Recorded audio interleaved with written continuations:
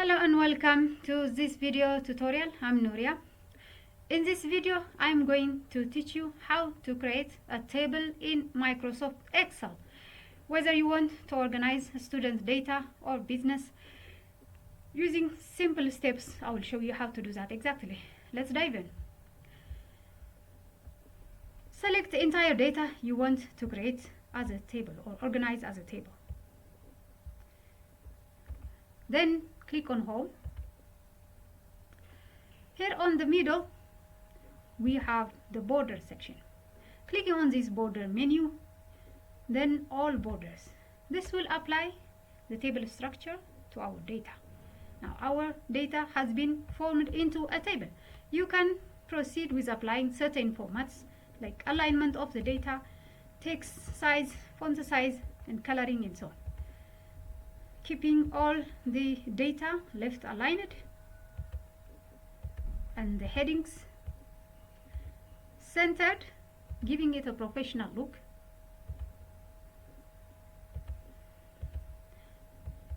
You can also do a number of other operations on the table, perhaps adding a row above this table and then making this be dedicated as a heading.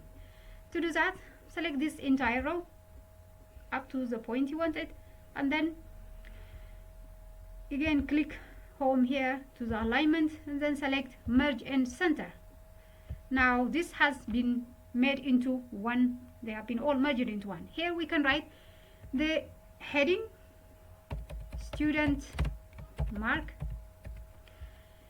We can apply some formatting, color formatting and so on.